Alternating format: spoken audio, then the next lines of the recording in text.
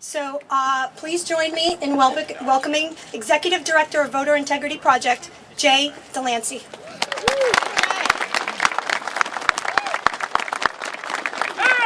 Thank you, Josette. Thank you, all of you patriots who are out here today.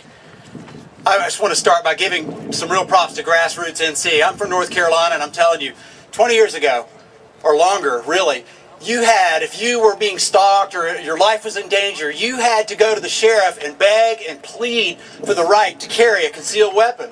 You had to beg it. Then these guys get in the game, Grassroots NC, and guess what? Now the sheriff has to prove that you can't have a weapon. Yeah. So that's who they are. So give them a hand, would you? That's okay. All right. We have, how many of you are friends of the Second Amendment here? Yeah. Oh, I love it. Okay. How many of you think that our freedom comes from the Second Amendment? Amen. Yeah. Okay, I have a message for our friends in the media, actually. See, y'all have First Amendment rights that come because of our Second Amendment rights. Historically, what we've seen throughout the history of man, that when a nation loses their Second Amendment rights, so to speak, the right to defend themselves, they quickly lose the right to free speech. So I would like for you to wake up and smell the cordite. Amen. And defend the Second Amendment as hard as you guys defend the First Amendment. Maybe it'll be a good thing. Okay, I'm done with y'all. All right. Guys, Preach it, brother. how many of you think that the way to keep our freedom is defend that Second Amendment? Okay, we're done here. Okay. Electing politicians, what does it have to do with it? Do you think, well, let me ask it this way. How many of you think if we elect the right politicians, our Second Amendment is safe? Yep. Yeah? Okay, well, there's the problem. I got one more. Now, don't be a smart aleck or don't be mean, but how many of you think maybe one or two or maybe three politicians maybe stole the last election? Yep. Okay, this is my concern. So you can work hard to bring people, to get them trained up, to run and run for this office. They win their primary, and then you wake up in November and guess what? Someone stole the election. We are Voter Integrity Project. We are trying to fix that problem as best we can by reforming the laws. Because sadly, this is what we're looking at. We're looking at the rights of minorities, to minority party, to have a voice and to have free and fair elections. That's what we're about. Now, many of you are thinking that we get voter ID, we're good to go. And this is what worries me, is that we're going to get real voter ID. We'll get what we want, and then everybody will pat themselves on the back and go home and think everything's safe and they'll go back to sleep. But I have bad news. North Carolina has been a one-party state for 140 years. And when they were there, right, amen, not anymore. When they were there, when they've had power, they have twisted and manipulated the selection law in ways that will blow your mind.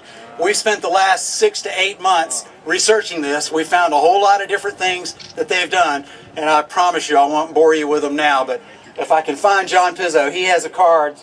He has a mission card. I don't know where he is, but there he is, raising his hand. If you want one of our cards, it'll show you some of the things we're looking at, because I don't have time to go over them. But there's two things I want you to get your tongue used to saying. And so maybe I can get you to repeat after me. We want real voter ID. Can you say that? Real voter ID? Oh, y'all are a good crowd. Okay. When you talk to your legislators, I hope you will weave that into the conversation, but we cannot stop there. We have 17 areas we are looking at that we want to see some reform in. What we also want then is called comprehensive election law reform. A lot of syllables. How about it? Comprehensive election law reform. Thank you. If you get those two words out to your legislator, maybe they will help us in defending the Second Amendment and the First Amendment at the same time for our friends.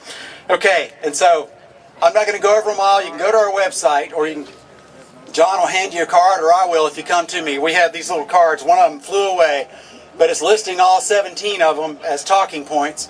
You can fold it up, put it in your pocket, and you can talk to your legislator about them later, or just to know what they are and harass everybody from your legislator to your county commissioners, your mayor, your register of deeds. Any politicians need to hear this so they'll get their head right when they get up to these offices.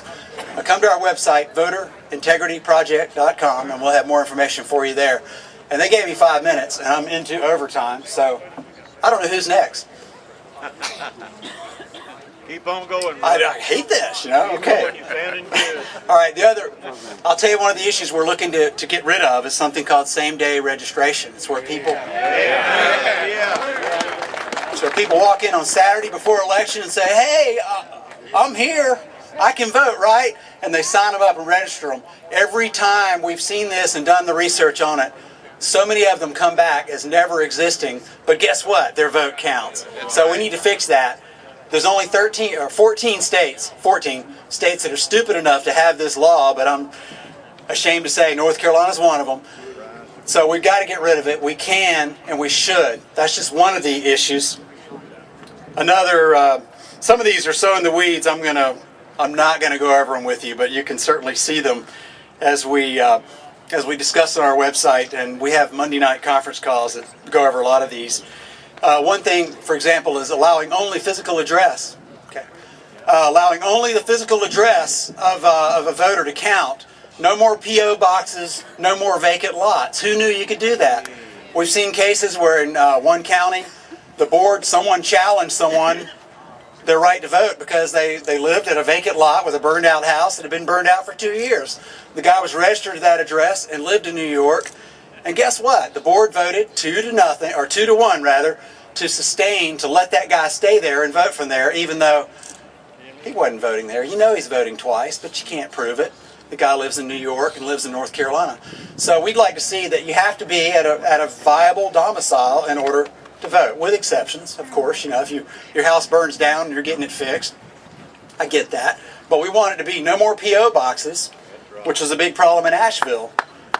Anybody from Asheville? And Forsyth County. And Forsyth. Well, empty lots. What they had in Buncombe County was college students registered at a central mailbox facility, and they got to change their vote halfway through early voting because somebody realized, hey, if you come and vote up in District 2, you can change the county commission race.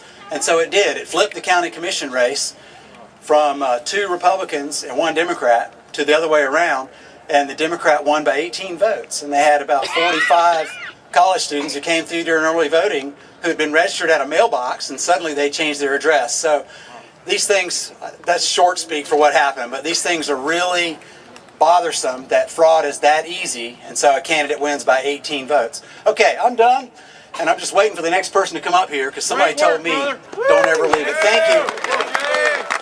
VoterIntegrityProject.com.